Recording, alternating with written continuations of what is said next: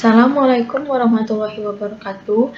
Kami dari kelompok 4 yang beranggotakan Ayuni Harumlandari, Namira Ramayani, Khadijah, Muhammad Zulfadli Mubarak, dan Rizky Fadila Putri akan menjelaskan materi praktikum analisa formasi kuantitatif yang keempat yang berjudulkan bromometri bromatometri.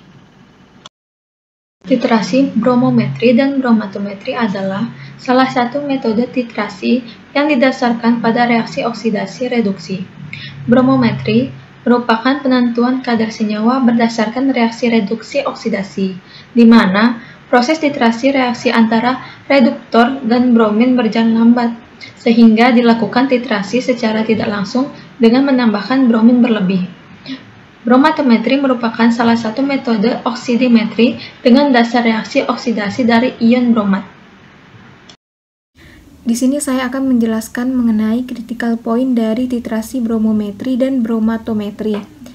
Critical point dari titrasi bromometri adalah suatu penetapan kadar dengan reaksi redoks menggunakan brom sebagai titrannya dan indikatornya menggunakan indikator larutan amilum. Sedangkan critical point dari titrasi bromatometri adalah suatu penetapan kadar dengan menggunakan kalium bromat sebagai titrannya dan metil merah sebagai indikatornya. Selanjutnya, critical point dari kedua titrasi tersebut akan dihasilkan titik akhir titrasi berupa perubahan warna biru yang selanjutnya akan menghilang atau berubah menjadi tidak berwarna. Praktikum kali ini menggunakan natrium tiosulfat sebagai larutan standar. Natrium tiosulfat digunakan banyak pada titrasi karena natrium tiosulfat mudah didapatkan pada kemurnian yang tinggi, sehingga mempermudah proses dari titrasi itu sendiri. Alasan digunakannya indikator amilum pada praktikum kali ini yaitu karena sensitivitas warna biru tua yang dimiliki oleh amilum, sehingga mempermudah pengamatan titik akhir titrasi. Selanjutnya dilakukan penetapan kadar terhadap fenol. Penetapan kadar dilakukan dengan dua cara, yaitu pertama, dipipet sampel 10 ml ke dalam Erlenmeyer, kemudian ditambahkan 20 ml larutan KBRO3, 0,1 N dan 1 gram KBR, kemudian ditambahkan 5 ml HCl pekat, lalu dikocok selama 15 menit dan didiamkan selama 10 menit, kemudian ditambahkan dengan 1 gram KI, dikocok dan titrasi dengan larutan Na2S2O3 0,1 N dan tambahkan larutan amilum 0,5% sebelum titik akhir titrasi. Kemudian cara kedua yaitu dipipet sampel 10 ml ke dalam Erlenmeyer, ditambahkan 10 ml larutan air suling dan 10 ml HCl 2,5 N serta 1 gram KBR. Teteskan 3 tetes indikator metil merah dan titrasi dengan larutan KBRO3 0,1 N, kemudian dikocok kuat sampai warna merah menjadi hilang atau agak kemerahan.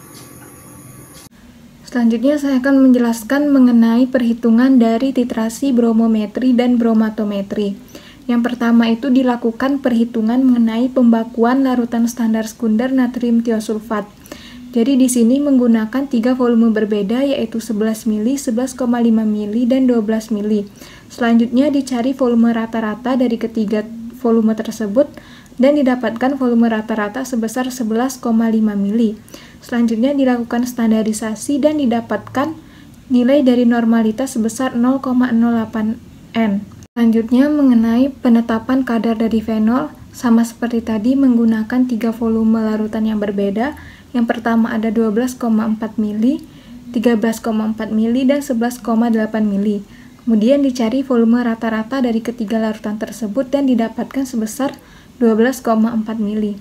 Selanjutnya dicari standarisasi dari kedua larutan tersebut dan didapat nilai sebesar 0,08 normalitas. Kemudian dicari bobot dari larutan fenol tersebut dan didapatkan sebesar 0,093 gram.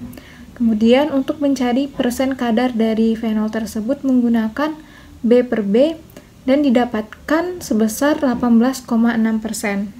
Sekian dari kelompok kami. Assalamualaikum warahmatullahi wabarakatuh.